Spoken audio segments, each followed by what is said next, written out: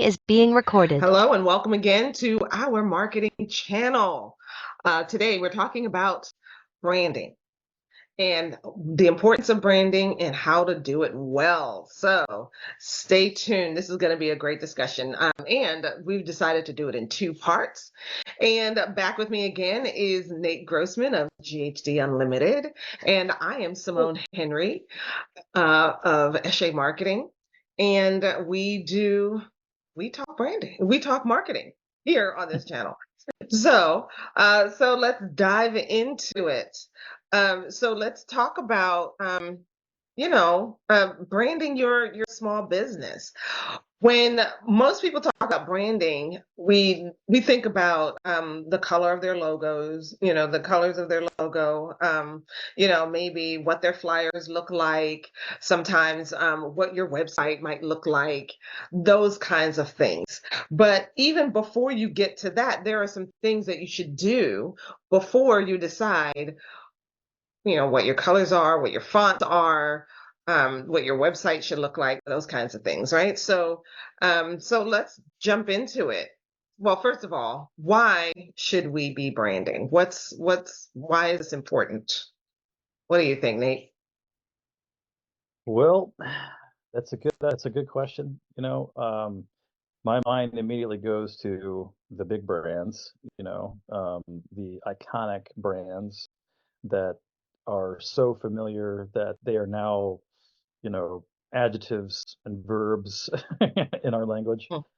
Like, Google, for example, is obviously an entity in and of itself, but it's Right. now actually a verb. It's so like common. Um, Oh, and and Xerox. Oh, Xerox, yeah, exactly. And Kleenex, that's another extremely common brand that that's true. they kind of like lost their own branding and it just became part of public knowledge.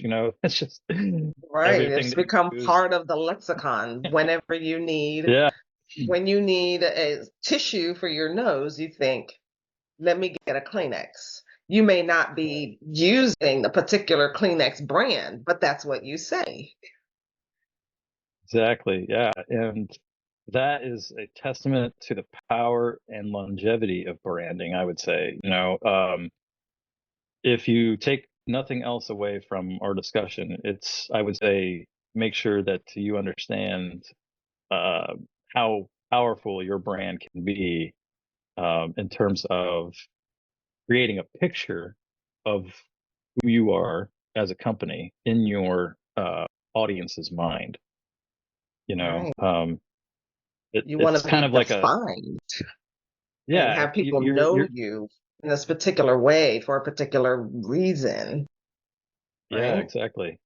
And hopefully, if you've done everything right, and you've completed all the steps properly, the message that you are sending and the brand that you are creating and the psychic impression that you're leaving in your customers' minds it's all going to match up, and it's going to be exactly what you want them to take away from you, and your brand and what you have to offer them. So Absolutely.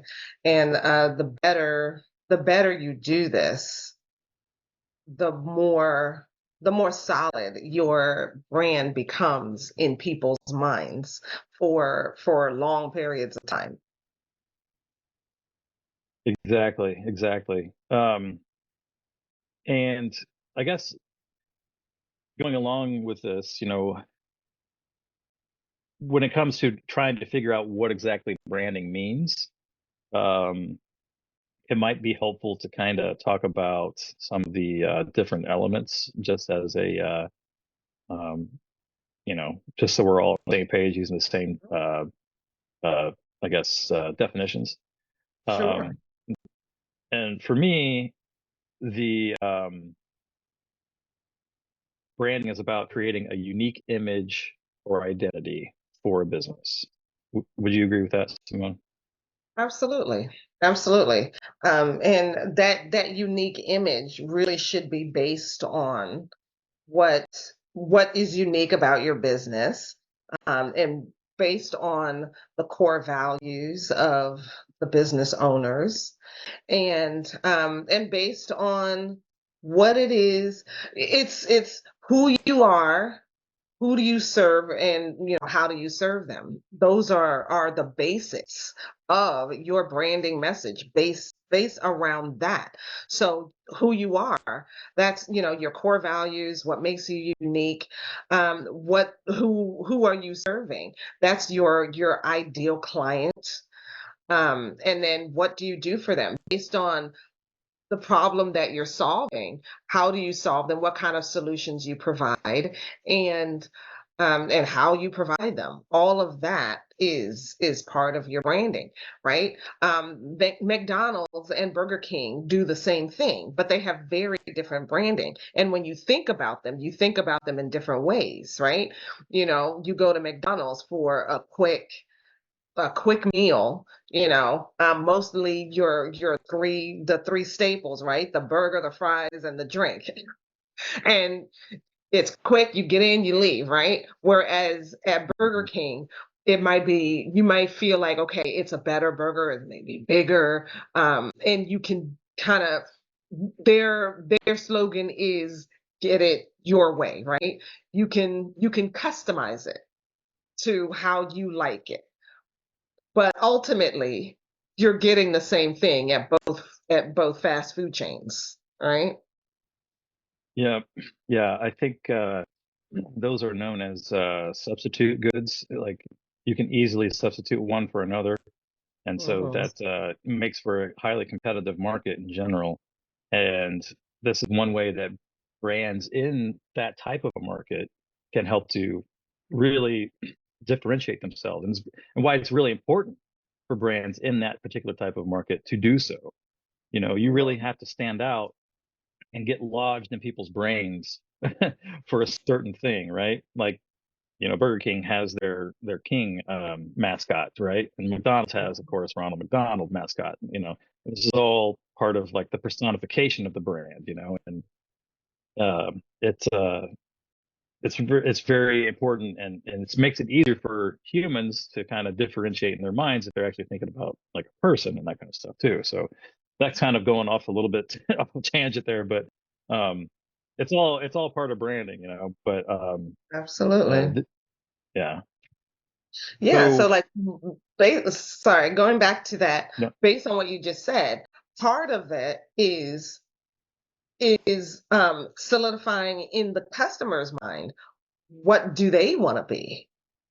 The clown um, is more the type of personification that's kind of wide, and it's for everybody, that kind of thing. Whereas the king is more of a personification for people who have a higher standard, higher levels of thinking, maybe higher standards, or they want something that is more more tailored for them. They have a more luxury mindset, right? There's kind of a lot of my friends have this idea in their mind, like when they think of Target, they call it Target, right? It's different from Walmart.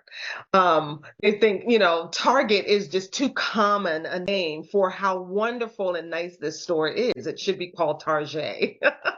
um, Mhm. because the two stores are pretty, they're very similar in what they offer, but you have a very different experience in either store, and the stores are set up differently, and but they pretty much compete in the same market, right? I decided years ago that I don't want to ever shop at a Walmart again, because the last few experiences I had were not very good. But when I go into a Target, it's a very different experience, even though both Yeah. stores pretty much do the same things.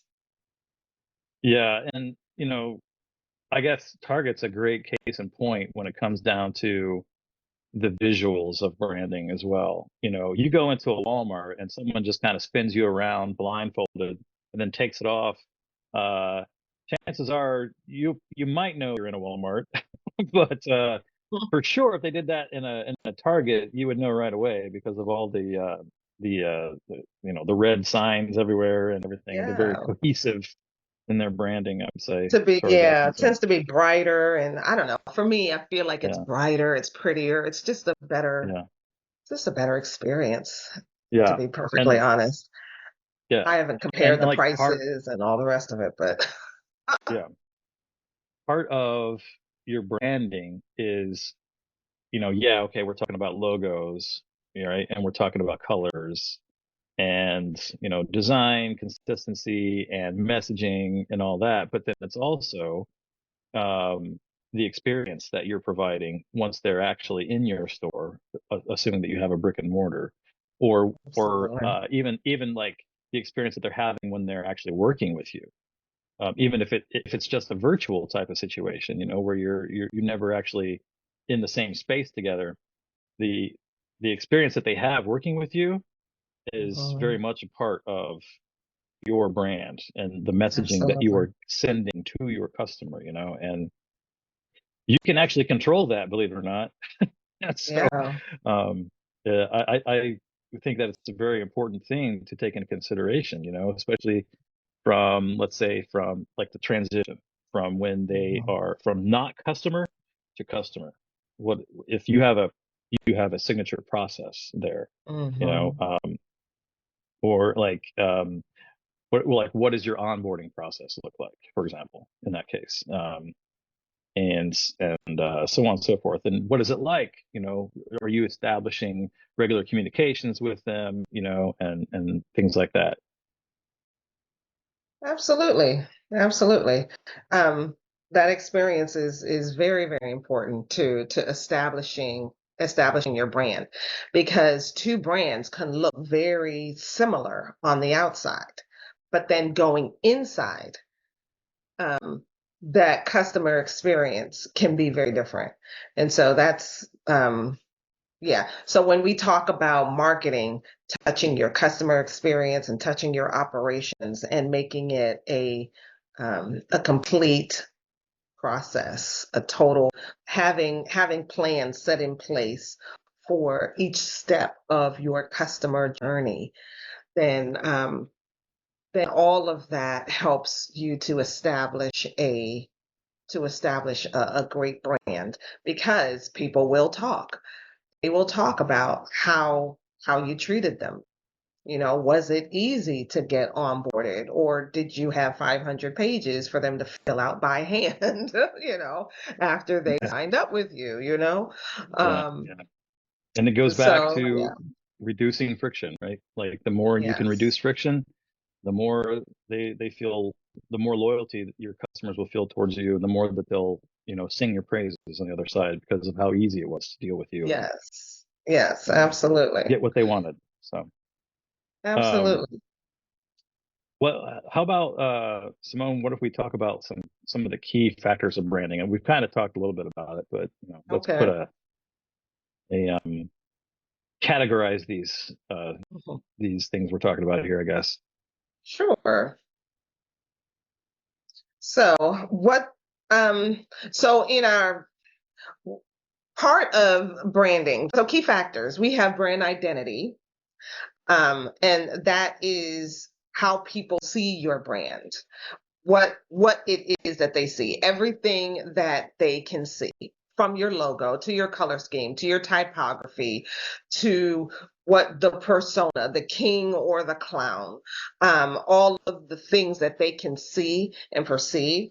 Then there's your brand voice. That's the messaging. And how do you speak to your ideal clients?